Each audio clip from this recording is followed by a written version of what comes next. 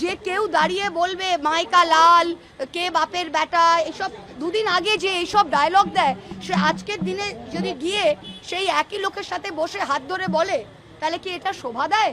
ইডির আমন্ত্রণে, পুলিশের আমন্ত্রণে, সিবিআই এর আমন্ত্রণে, এসটিএফ এর আমন্ত্রণে লোকে কিন্তু এদিক থেকে ওদিকে যাচ্ছে, আর বাংলার মানুষ এটা দেখছে।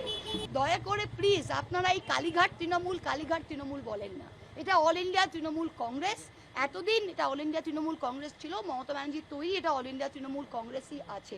বাকি কোন গদ্দার পার্টি, কোন এনসিপিআই, কোন কি হলো আমাদের কিছু যায় আসে না। বাংলার মানুষ 2,60,00,000 ভোট কিন্তু এই তৃণমূল কংগ্রেসকেই দিয়েছে।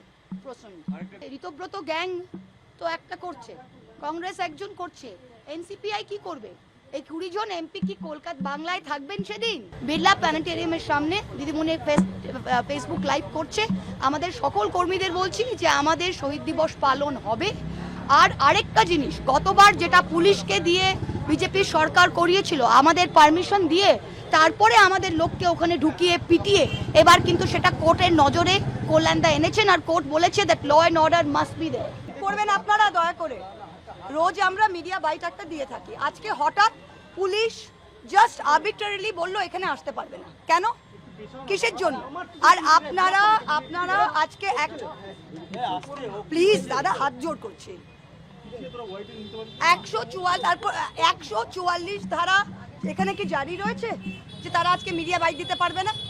কিসের জন্য? পুলিশ বললো আমরা সবাই মেনে নেবো সবকিছু, এ দেশে কোনো আইন নেই। এনিওয়ে আজকে যেটা আমরা বলতে এসেছি, আপনারা পরিষ্কার দেখতে পাচ্ছেন যে এইভাবে আপনারা এত বছর সাংবাদিকতা করেছেন, আপনাদের ভয় দেখিয়ে যদি হরিশ মুখার্জি রোডের মোড়ে আটকাতে পারে, তাহলে সাধারণ মানুষকে আজকে কী করছে, সাধারণ মানুষ কর্মীকে কী করছে প্রতিদিন।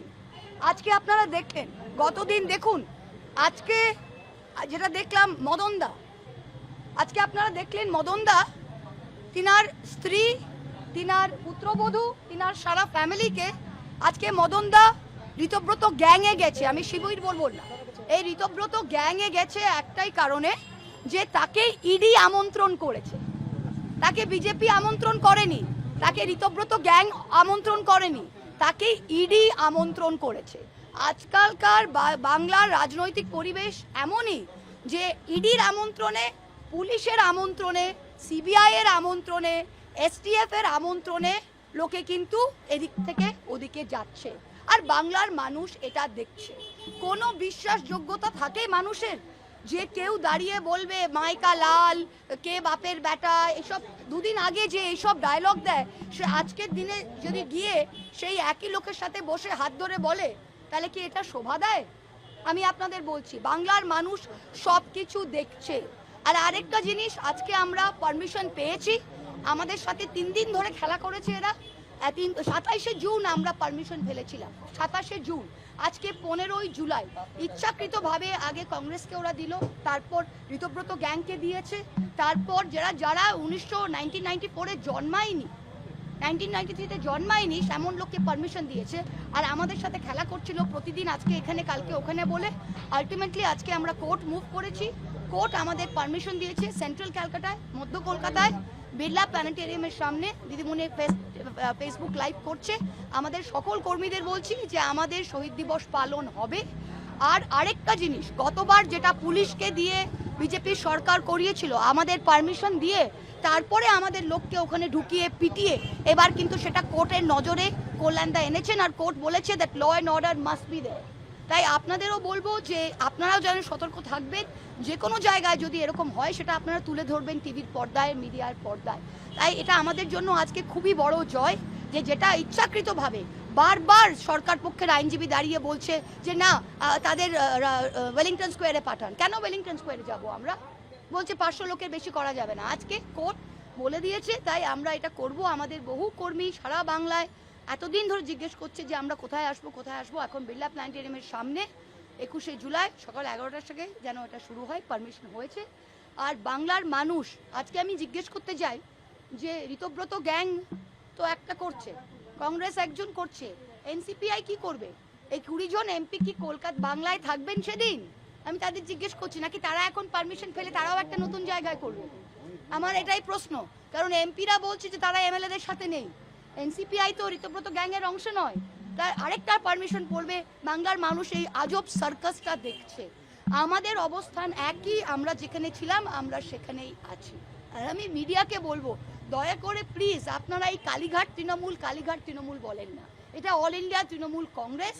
এতদিন এটা অল ইন্ডিয়া তৃণমূল কংগ্রেস ছিল, মমতা ব্যানার্জির তৈরি এটা অল ইন্ডিয়া তৃণমূল কংগ্রেসই আছে।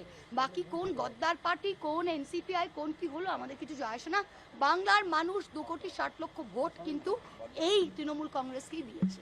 প্রশ্ন আরেকটা বিষয় হচ্ছে যে আপনাদের যে সবার যে অনুমতি পেয়েছে, রাইট, সেটাকে মদন মিত্র সদ্য ত্যাগ করে আপনাদের সবাইকে কটাক্ষ করছে, বলছে যে ওখানে ঘোড়াওয়ালা বালামোলা। আচ্ছা, আরেকটা জিনিস শুনুন, আপনি আমাকে বলুন, যেই লাভলি ভদ্রলোকটা গত পরশু অবধি আমার এটাই খারাপ লাগছে। দেখুন, একটা সিনিয়র লোক, জেল খাটা লোক, একটা সিনিয়র লোক, ভাই আমাদের কি যখন বলে আমাদের ফ্যামিলির ওপর প্রেশার, ভাই আমরা কি অনাথ?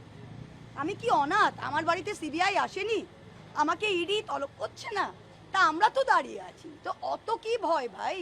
আর যাদের পুত্রবধূ, যাদের স্ত্রীরা এত ভয় পায়, তাদের আমি জিজ্ঞাসা করব, যখন আপনাদের স্বামীরা, আপনাদের শ্বশুররা যতদিন ক্ষমতা এনজয় করছিলেন, মন্ত্রী ছিলেন, তখন আপনাদের কোনো প্রবলেম ছিল না, এখন যেই প্রথমেই, এটা তো বুঝতেই পারছেন একটা খেলা। এখানে যদি আপনি চলে যান, যেই মানুষ গতকাল, আমি একটা ভিডিও দেখলাম, গতকাল অবধি ঋতব্রতকে কটাক্ষ করছিল, আজকে তার লজ্জা করে না? এত সিনিয়র লিডার, সে তার সামনে বসে করে ইয়েতে বসে আছে। এটা আমি আর কি বলবো, এটা বাংলার মানুষ চোখে দেখছে। আমাদের ভিডিও ভালো লাগলে লাইক এবং শেয়ার করুন। কমেন্ট সেকশনে গিয়ে জানান আপনাদের মতামত। আরও ভিডিও পেতে আমাদের চ্যানেল সাবস্ক্রাইব করুন এবং প্রতি মুহূর্তে খবরের আপডেট পেতে প্রেস করুন বেল আইকন।